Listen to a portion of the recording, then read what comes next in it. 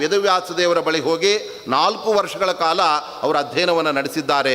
ಆ ಸಂದರ್ಭದಲ್ಲಿ ಮನೆಯಲ್ಲಿ ವಾಸುದೇವ ಇಲ್ಲ ಅನ್ನತಕ್ಕಂತಹ ಕೊರತೆಯನ್ನು ಅವರು ಮೂಡಿಸಲೇ ಇಲ್ಲವಂತೆ.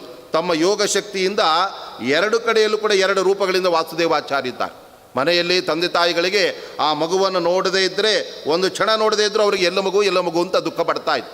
ಹಾಗಿರುವಾಗ 4 ವರ್ಷಗಳ ಕಾಲ ಮನೆಯನ್ನು ಬಿಟ್ಟು ತೊರೆದು ಹೋಗಿಬಿಟ್ರೆ ತಂದೆ ತಾಯಿಗಳ ಗತಿ ಏನಾಗಬೇಕು? ಅದರಿಂದ ಅಲ್ಲಿಯೂ ಒಂದು ರೂಪದಿಂದ ಇದ್ದರು. ಅನಂತರದಲ್ಲಿ ವೇದವ್ಯಾಸ ದೇವರ ಹತ್ರ ಹೋಗಿ ಸಕಲ ಶಾಸ್ತ್ರಗಳನ್ನು ಅವರು ಅಧ್ಯಯನ ಮಾಡಿ ಆ ಬಂದ ನಂತರದಲ್ಲಿ ಆವಾಗ ಅವರು ಮನಸ್ಸಿನಲ್ಲಿ ಸಂಕಲ್ಪ ಮಾಡ್ತಾರೆ, ನಾನು ಬಾಲಯತಿಯಾಗಿ ಈ ಎಲ್ಲ ದೊಡ್ಡ ಒಂದು ವೈಷ್ಣವ ದರ್ಶನವನ್ನು ವೇದೋಪನಿಷತ್ತುಗಳಲ್ಲಿ ಈಗಾಗಲೇ ರೂಪುಗೊಂಡಿರುವಂತಹ, ಆದರೆ ಸಮಾಜದಲ್ಲಿ ಅದು ಮರೆ ಆಗಿರತಕ್ಕಂಥ ಸಂದರ್ಭದಲ್ಲಿ ಅದನ್ನು ಮತ್ತೆ ಪುನಃ ಪ್ರತಿಷ್ಠಾಪನೆ ಮಾಡುವ ಆ ಕಾರ್ಯ ನಡೆಯಬೇಕು ಅನ್ನತಕ್ಕಂಥ ದೃಷ್ಟಿಯಿಂದ ನಾನು ಸನ್ಯಾಸಿ ಆಗ್ತೇನೆ ಅಂತ ಮನೆಯಿಂದ ಹೊರಡಲು ಸಿದ್ಧರಾದಾಗ ತಂದೆ ತಾಯಿಗಳು ಗಾಬರಿ ಆಗಿಬಿಡ್ತಾರೆ. ನಮಗೆ ಇರೋದೇ ನೀನೊಬ್ಬ ಮಗ, ನೀನು ಹೊರಟು ಹೋಗಿಬಿಟ್ರೆ ನಮ್ಮ ಗತಿ ಏನು ಅಂತ ಕೇಳಿದಾಗ ಆ ಸಂದರ್ಭದಲ್ಲಿ ಅವರು ಹೇಳ್ತಾ ಇದ್ದಾರೆ, ನಾನು ಹೋಗಲೇಬೇಕಾಗಿದೆ, ಆದರೂ ಕೂಡ ನಿಮಗೆ ಇನ್ನೊಬ್ಬ ಮಗ ಹುಟ್ಟುವವರೆಗೆ ನಾನು ಮನೆಯಲ್ಲಿ ಇರ್ತೇನೆ ಎಂಬುದಾಗಿ ಹೇಳಿದಾಗ ಅನಂತರದಲ್ಲಿ ಮತ್ತೊಬ್ಬ ಇವರ ತಮ್ಮಂದಿರು ಹುಡ್ತಾ ಇದ್ದಾರೆ. ಆ ನಂತರದಲ್ಲಿ ವಾಸುದೇವಾಚಾರ್ಯರ ಮನೆಯನ್ನು ಬಿಟ್ಟು ಹೊರಟು ಬಿಡ್ತಾರೆ. ಹೊರಡುವ ಮುಂಚೆ ಮನೆಯಲ್ಲಿದ್ದ ಗೋಡೆಗಳಿಗೆ ಕಂಬಗಳಿಗೆಲ್ಲ ನಮಸ್ಕಾರ ಮಾಡಲಿಕ್ಕೆ ಶುರು ಮಾಡಿದರು. ಆವಾಗ ತಂದೆ ತಾಯಿಗಳು ಆಶ್ಚರ್ಯದಿಂದ ಕೇಳಿದರು, ನಿಜೇ ಜನೇ ಕಿಂ ನಮಸೀತಿ ಪೃಚ್ಛತೆ ಬ್ರುವನ್ ಸ್ವವಸ್ತು ಪ್ರಣತಿಂ ವ್ಯಥಾಮಿತಿ. ನಾವೆಲ್ಲ ದೇವಸ್ಥಾನದ ಹತ್ರ ಹೋದರೂ ಕೂಡ ನಾವು ದೇವರಿಗೆ ಕೈ ಮುಗಿಯೋದಕ್ಕೆ ಮನಸ್ಸು ಬರೋದೇ ಇಲ್ಲ. ದೇವರಿಗೆ ಬಂಗಾರದ ಆಭರಣ ಎಷ್ಟು ಚೆನ್ನಾಗಿದೆ, ಹಾಕಿರೋ ಹೂಗಳೆಲ್ಲ ಎಷ್ಟು ಚೆನ್ನಾಗಿವೆ, ಅದರ ಕಡೆ ನಮ್ಮ ಗಮನ ಹೋಗ್ತಾ ಇರುತ್ತೆ. ಆದರೆ ಆ ಮೃಣ್ಮಯ ಮೂರ್ತಿಯ ಒಳಗಡೆ ಇರುವ ಅಥವಾ ಶಿಲಾಮಯ ಮೂರ್ತಿಯ ಒಳಗಡೆ ಇರುವ ಚಿನ್ಮಯನಾದ ಭಗವಂತನನ್ನು ನೋಡುವ ಪ್ರಯತ್ನವೇ ನಾವು ಮಾಡೋದಿಲ್ಲ. ಬರೀ ಭೌತಿಕವಾಗಿ ಆ ದೇವರನ್ನು ಮಾತ್ರ ಆಕಾರ ನೋಡ್ತಾ ಇರ್ತೇವೆ. ಆ ಭಗವಂತನ ಗುಣ ಚಿಂತನೆ, ಅವನ ಸಾಕ್ಷಾತ್ಕಾರ ಅಂತೂ ನಮಗೆ ಆಗೋದೇ. ಆದರೆ ವಾಸುದೇವಾಚಾರ್ಯರು ಅವರು ಪುಟ್ಟ ಮಗುವಾಗಿದ್ದಾಗಲೂ ಕೂಡ ಅವರ ಸತ್ವ ಅದು ವಾಯುದೇವರಾದ್ದರಿಂದ ಎಲ್ಲ ಕಡೆಯಲ್ಲೂ ಕೂಡ ಅವರಿಗೆ ದೇವರು ಕಾಣಿಬಿಡ್ತಾ ಇತ್ತು. ನಮ್ಮ ರಾಘವೇಂದ್ರ ಸ್ವಾಮಿಗಳು ಹೇಳ್ತಾರೆ, ವಾಯುದೇವರ ಒಂದು ವ್ಯಾಪ್ತ ಚಿಂತನೆ ಹೇಗಿದೆ ಅಂದರೆ ಸರ್ವತ್ರ ಸರ್ವದಾ ಸರ್ವಾಕಾರ ಸರ್ವಾಧಾರ ಸರ್ವಾಶ್ರಯ ಅಂತ ಹೇಳುವಾಗ ಎಲ್ಲ ಕಡೆಯಲ್ಲೂ ಕೂಡ ಎಲ್ಲ ವಸ್ತುಗಳಲ್ಲೂ ಕೂಡ ಆ ಭಗವತ್ ತತ್ವವನ್ನೇ ಕಾಣುವ ಆ ಒಂದು ವಿಶಿಷ್ಟವಾದ ಕಾಣಿಕೆ ಅದು ನಿಜವಾಗಲೂ ಕೂಡ ವಾಸುದೇವಾಚಾರ್ಯರಿಗೆ ವಾಯುದೇವರಿಗೆ ಇದ್ದದ್ದರಿಂದ ನಾವು ಒಂದು ಗೋಡೆಯನ್ನು ಕಲ್ಲನ್ನು ನೋಡಿದರೆ ಅದರಲ್ಲಿ ದೇಶ ಕಾಲ ಪ್ರಕೃತಿ ಅನಂತರದಲ್ಲಿ ಈ ಎಲ್ಲ ಪದಾರ್ಥಗಳ ಜೊತೆಗೆ ದೇವರನ್ನು 11 ಅಂತ ನೋಡ್ತಾ ಇರ್ತೇವೆ. ಆದರೆ ಜ್ಞಾನಿಗಳ ಕಣ್ಣಿಗೆ ಆ ಸಾರವಾದ ಭಗವಂತ ಮಾತ್ರ ಕಾಣ್ತಾ ಇರ್ತಾನೆ, ಉಳಿದ ಅಸಾರೆಲ್ಲ ಅವರಿಗೆ ಕಾಣೋದೇ. ನಮಗೆಲ್ಲ ಅಸಾರವಾದದ್ದನ್ನೇ ನಾವು ಯಾವಾಗಲೂ ಕೂಡ ನಾವು ಹಚ್ಕೊಂಡ್ಬಿಟ್ಟಿರ್ತೇವೆ, ಅದರಲ್ಲಿ ಸಾರವಾದನ್ನು ಬಿಟ್ಟು ಬಿಡ್ತಾ ಇರ್ತೇವೆ. ಹಾಗಾಗಿ ವಾಸುದೇವನಿಗೆ ಭಗವಂತನೇ ಅಲ್ಲಿ ಕಂಡಾಗ ಆವಾಗ ಆ ತಂದೆ ತಾಯಿಗಳು ಕೇಳಿದ್ದಕ್ಕೆ ಅವರು ಉತ್ತರ ಕೊಡ್ತಾ ಇದ್ದಾರೆ, ಇದು ನನಗೆ ಬರೀ ಕಂಬವಾಗಿ ಗೋಡೆಯಾಗಿ ಕಾಣ್ತಾ ಇಲ್ಲ, ನನ್ನ ಸ್ವಾಮಿಯಾದ ಭಗವಂತ ಅವನು ಸರ್ವಾಂತರ್ಯಾಮಿಯಾಗಿ ಸರ್ವ ಅಧಿಷ್ಠಾನಗಳಲ್ಲೂ ಕೂಡ ಇದ್ದಾನೆ. ಆ ದೇವರೇ ನನಗೆ ಕಾಣಿಸ್ತಾ ಇದ್ದಾನೆ, ಆದ್ದರಿಂದ ಅವನಿಗೆ ನಾನು ಕೈ ಮುಗಿತಾ ಇದ್ದೇನೆ ಎಂಬುದಾಗಿ ಹೇಳಿದಾಗ ಈ ಮಗು ಭಾರಿ ದೊಡ್ಡ ಜ್ಞಾನ ಇದೆ ಇದಕ್ಕೆ ಅಂತ ಅವರು ಗಾಬರಿ ಆಗ್ತಾ ಇದ್ದಾರೆ, ಬೆರಗಾಗ್ತಾ ಇದ್ದಾರೆ. ಆ ಸಂದರ್ಭದಲ್ಲಿ ಅಚ್ಯುತ ಪ್ರೇಕ್ಷರು ಅಂತ ದೊಡ್ಡ ಜ್ಞಾನಿಗಳು, ಅವರು ಈ ಹಂಸನಾಮಕ ಪರಮಾತ್ಮನಿಂದ ಆರಬ್ಧವಾದ ಅವಿಚ್ಛಿನ್ನವಾದ ಒಂದು ಸದ್ವೈಷ್ಣವ ಪರಂಪರೆಯ ಕೊನೆಯ ಕೊಂಡಿಯಾಗಿ ಅವರು ಬಾರ್ಕೂರಿನ ಭಂಡಾರಿಕೆ ಪರಿಸರದಲ್ಲಿ ಅವರು ವಾಸ ಮಾಡ್ತಾ ಇದ್ರಂತೆ. ಹಂಸನಾಮಕನಾದ ಭಗವಂತ ಪರತೀರ್ಥರು, ದೂರ್ವಾಸರು, ಪ್ರಾಜ್ಞತೀರ್ಥರು ಅಂತ ಹೀಗೆಲ್ಲ ಅನೇಕ ಶಿಷ್ಯರನ್ನು ತಾನು ಪಡೆದುಕೊಂಡು ಆ ಶಿಷ್ಯರೆಲ್ಲ ಎಲ್ಲ ಕಡೆಯಲ್ಲೂ ಕೂಡ ತತ್ವ ಪ್ರಸಾರ ಮಾಡಲಿ ಅಂತ ಅಪ್ಪಣೆಯನ್ನು ಅಲ್ಲಿ ಭಗವಂತ ಮಾಡಿದ್ದು.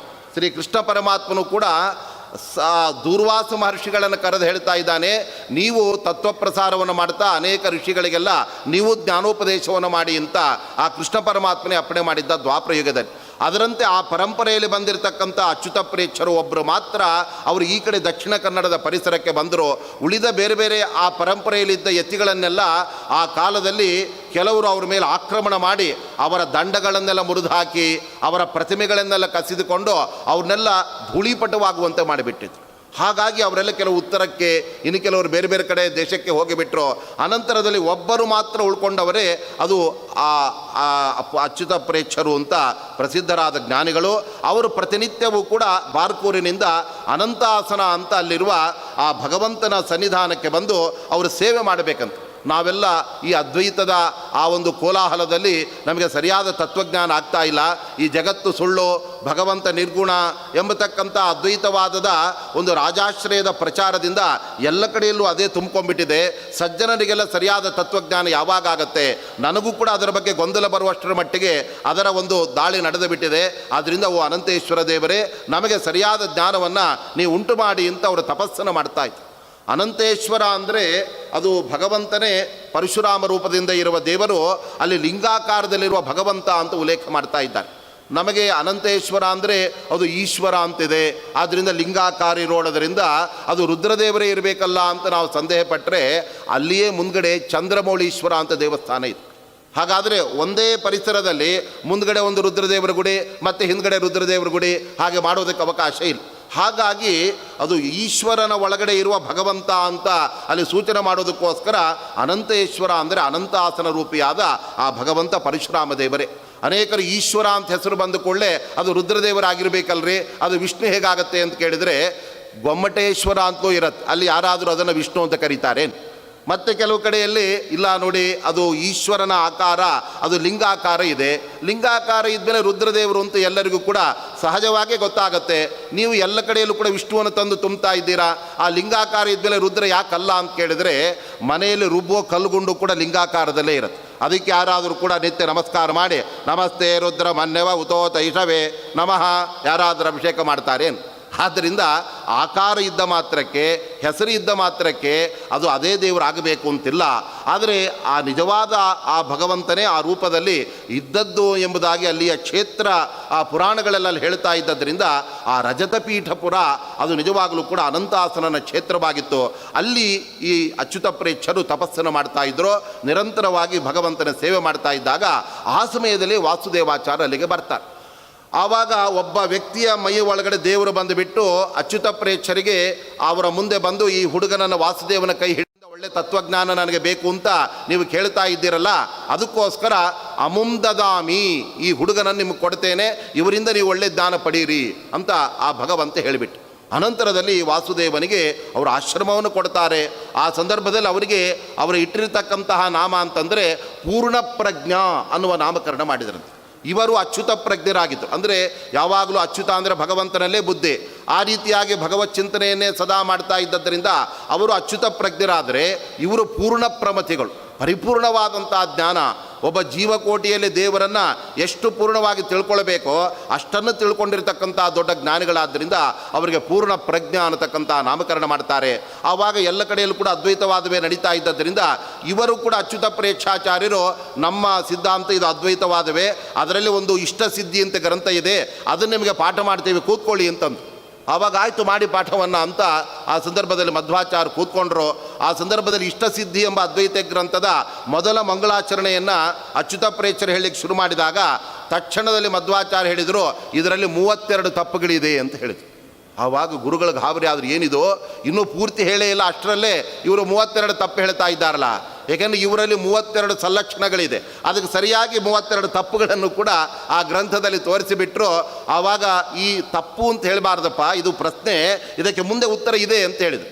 ಎಲ್ಲಿದೆಯೋ ಅದನ್ನು ಈಗ ಹೇಳಿಬಿಡಿ ಅಂದರು ಮಧ್ವಾಚಾರ್ಯ. ಆವಾಗ ಹಾಗಾದ್ರೆ ನೀವೇ ಹೇಳಿಬಿಡಿ ಪಾಠ ಅಂದುಬಿಟ್ಟು ಆವಾಗ ಆಯಿತು ನಾನೇ ಗ್ರಂಥ ರಚನೆ ಮಾಡ್ತೇನೆ ಅಂತ ಆ ಸಂದರ್ಭದಲ್ಲೇ ಅವರು ತಮ್ಮ ಏನು ಒಂದು ವೈಷ್ಣವ ಸಿದ್ಧಾಂತ ಇದೆ ಅದನ್ನು ಅನಾವರಣಗೊಳಿಸೋದಕ್ಕೋಸ್ಕರವಾಗಿ ಆ ಸಂದರ್ಭದಲ್ಲಿ ಅವರೊಂದು ಹೇಳ್ತಾರೆ, ನೀವು ನಿಮಗೆ ಇಷ್ಟ ಬಂದ ವಿಚಾರವನ್ನು ಹೇಳೋದಕ್ಕೆ ನೀವೇನು ಸೂತ್ರಕಾರ ಭಾಷ್ಯವನ್ನು ಸೂತ್ರಗಳಿಗೆ ಬರೆದಂತಹ ಭಾಷ್ಯಕಾರರ ನೀವು ಅಂತ ಕೇಳಿದಾಗ ಅದಕ್ಕೆ ಮಧ್ವಾಚಾರ ಅಂದ್ಕೊಂಡು ನಮ್ಮ ಗುರುಗಳೇ ಭಾಷ್ಯ ಬರೆಯೋದಕ್ಕೆ ಒಂದು ರೀತಿಯಾಗಿ ಈ ಥರ ಪ್ರಚೋದನೆ ಕೊಡ್ತಾ ಇದ್ದಾರೆ, ಒಂದು ಅಪ್ಪಣೆ ಮಾಡ್ತಾ ಇದ್ದಾರೆ, ಆದ್ದರಿಂದ ನಾನು ಬರಿತೇನೆ ಅಂತ ಆ ಸಂದರ್ಭದಲ್ಲಿ ಆ ಬ್ರಹ್ಮಸೂತ್ರಗಳಿಗೆ ಭಾಷ್ಯವನ್ನು ಅವರ ರಚನೆ ಮಾಡ್ತಾರೆ. ಆ ಸಂದರ್ಭದಲ್ಲಿ ಅದುವರೆಗೆ ಬಂದ ಎಲ್ಲ ದುರ್ಮತಗಳನ್ನು ಅವುಗಳ ಓರೆ ಕೋರೆಗಳನ್ನು ಚೆನ್ನಾಗಿ ವಿಮರ್ಶೆ ಮಾಡಿ ವೇದವ್ಯಾಸ ದೇವರಿಗೆ ಸಮ್ಮತವಾದ ಭಾಷ್ಯ ಅದು ಇದೆ ಎಂಬುದಾಗಿ ಹೇಳಿ ಅವರು ಅದನ್ನು ತಿಳಿಸಿಕೊಡ್ತಾ ಇದ್ದಾರೆ. ಅನಂತರದಲ್ಲಿ ಆ ಎಲ್ಲ ವಿಚಾರಗಳನ್ನು ಅವರು ತಮ್ಮ ಗುರುಗಳಿಗೂ ಕೂಡ ಅವರು ಹೇಳ್ತಾರೆ. ಆ ಸಂದರ್ಭದಲ್ಲಿ ಅವರ ಗುರುಗಳ ಮನಸ್ಸಿನಲ್ಲಿ ಅದ್ವೈತ ವಾಸನ ಬಹಳ ಸೇರ್ಕೊಂಡ್ಬಿಟ್ಟಿತ್ತಂತೆ. ಅದನ್ನು ಹೊರಹಾಕಿ ನಿಜವಾದಂತಹ ಆ ವೇದೋಪನಿಷತ್ತುಗಳಲ್ಲಿ ತುಂಬಿದ ಆ ಭಗವಂತನ ಪಾರಮ್ಯವನ್ನು ಅವರು ತಿಳಿಸಬೇಕಾದರೆ ಅದಕ್ಕೆ ಅನೇಕ ಬಗೆಯ ಪ್ರಯತ್ನಗಳನ್ನೇ ಅವರು ಮಾಡಬೇಕಾಗತ್ತೆ. ಆನಂತರದಲ್ಲಿ ಅವರ ಎಲ್ಲ ಭಾಷ್ಯವನ್ನು ಅಚ್ಯುತ ಪ್ರೇಕ್ಷರು ಕೂಡ ಒಪ್ಪಿಕೊಳ್ತಾ ಇದ್ದಾರೆ. ಆನಂತರದಲ್ಲಿ ಶ್ರೀಮದ್ ಆಚಾರ್ಯರು ಎಲ್ಲ ಕಡೆಯಲ್ಲೂ ಕೂಡ ಅವರ ಸಂಚಾರವನ್ನು ಮಾಡ್ತಾ ತಮ್ಮ ಒಂದು ಸಿದ್ಧಾಂತವನ್ನು ಎಲ್ಲ ಕಡೆಯಲ್ಲೂ ಕೂಡ ಅವರು ಪ್ರಸಾರ ಮಾಡಲಿಕ್ಕೆ ಶುರು ಮಾಡಿದಾಗ ಈ ಒಂದು ಹೊಸ ಸಿದ್ಧಾಂತದ ಆ ಗಾಳಿ ಎಲ್ಲ ಕಡೆಯಲ್ಲೂ ಕೂಡ ಹರಡಿದಾಗ ಅದರಿಂದ ಅದ್ವೈತ ಗಡಗಡನೆ ನಡಲಿಕ್ಕೆ ಶುರುವಾಯಿತು. ಸುಮಾರು 1.25 ಲಕ್ಷಗಳನ್ನು ಒಳಗೊಂಡ ಆ ಒಂದು ದೊಡ್ಡದಾದಂತಹ ಅದ್ವೈತ ಸಿದ್ಧಾಂತ ಶ್ರೀಮದ್ ಆಚಾರ್ಯರು ಬಂದು ಅದನ್ನು ಅಲುಗಾಡಿಸಲಿಕ್ಕೆ ಶುರು ಮಾಡಿದಾಗ ಅವರೆಲ್ಲ ಒಗ್ಗೂಡಿಕೊಂಡು ಅವರು ಅದಕ್ಕೆ ಪ್ರತಿಭಟನೆಯನ್ನು ಮಾಡೋದಕ್ಕೆ ಅವರ ಸಂಚನ ರೂಪಿಸ್ತಾ ಇದ್ದಾರೆ. ನೋಡಿ, ಯಾರೋ ಒಬ್ಬ ದೊಡ್ಡ ಮಹಾಮೇಧಾವಿ ತಲೆ ಎತ್ತಿಬಿಟ್ಟಿದ್ದಾರೆ. ಅವರು ಒಂದು ದ್ವೈತ ಸಿದ್ಧಾಂತ ಅಂತ ಹೊಸ ಒಂದು ಸಿದ್ಧಾಂತವನ್ನು ಸ್ಥಾಪನೆ ಮಾಡಿ ನಮ್ಮ ಅದ್ವೈತದ ಪ್ರತಿಯೊಂದು ಪ್ರಮೇಯಗಳನ್ನು ವಿಚಾರಗಳನ್ನು ಅವರು ಖಂಡನೆ ಮಾಡ್ತಾ ಇದ್ದಾರೆ. ನಾವು ಅವರನ್ನು ಹಾಗೇ ಬೆಳೀಲಿಕ್ಕೆ ಬಿಟ್ಟರೆ ಅವರ ಶಿಷ್ಯವೃಂದ ಜಾಸ್ತಿಯಾಗಿ ಮುಂದೊಂದು ದಿನ ನಮ್ಮ ಅದ್ವೈತವು ಕೂಡ ಚಾರ್ವಾಕ ಮತದಂತೆ ಇನ್ಯಾವುದೋ ಸಾಂಖ್ಯ ಮತದಂತೆ ಅದು ಹೇಳ ಹೆಸರಿಲ್ಲದೆ ಕಣ್ಮರಿಯಾದೀತು.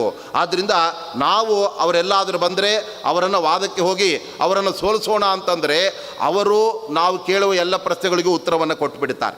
ನಾವೇನಾದರೂ ಅವರ ಪ್ರಶ್ನೆಗಳಿಗೆ ಉತ್ತರ ಕೊಡೋಣ ಅಂದರೆ ಜಟಿಲವಾದ ಪ್ರಶ್ನೆ ಕೇಳಿ ನಮಗೆ ಉತ್ತರವೇ ಬರದಂತೆ ನಿರುತ್ತರನಾಗಿ ಮಾಡಿಬಿಡ್ತಾರೆ. ಹಾಗಾಗಿ ಅವರನ್ನು ಎದುರುಗಡೆ ವಾದ ವೇದಿಕೆಯಲ್ಲಿ ಕೂತು ಅವರನ್ನು ಎದುರಿಸೋದು ಬಹಳ ಕಷ್ಟವಾಗಿ ಬಿಡುತ್ತೆ ಎಂಬುದಾಗಿ ಅವರು ಯೋಚನೆ ಮಾಡ್ತಾ ಇರ್ತಾರೆ.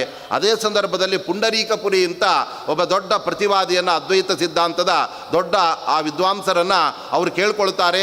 ನಮ್ಮ ಅದ್ವೈತ ಸಿದ್ಧಾಂತದ ಉಳಿವು ಮತ್ತು ಅಳಿವು ನಿಮ್ಮ ಕಲೆಯಲ್ಲಿದೆ, ನೀವು ಹೋಗಿ ವಾದವನ್ನು ಮಾಡಿ ಅಂತ ಆ ಶ್ರೀಮದ್ ಆಚಾರ್ಯ ಜೊತೆಗೆ ವಾಕ್ಯಾರ್ಥಕ್ಕೆ ಅವರನ್ನು ಸಿದ್ಧಗೊಳಿಸಿದಾಗ ಆಯಿತು ಅಂತ ಆ ಪುಂಡರೀಕವನ ಅವರು ಆ ಸಭೆಯಲ್ಲಿ ವಾಕ್ಯಾರ್ಥಕ್ಕೆ ಬರ್ತಾರೆ. ಆ ಸಂದರ್ಭದಲ್ಲಿ ವೇದಿಕೆಯಲ್ಲಿ ಎದುರುಗಡೆ ಶ್ರೀಮದ್ ಆಚಾರ್ಯರು ಕೂತಿದ್ದಾರೆ ಭವ್ಯವಾದ ಪೀಠದಲ್ಲಿ. ಎದುರುಗಡೆ ಈ ಪುಂಡರೀಕವನ ಅಂತ ಅದ್ವೈತ ದಿಗ್ಧಂತ ವಿದ್ವಾಂಸರು ಕೂತಿದ್ದಾರೆ.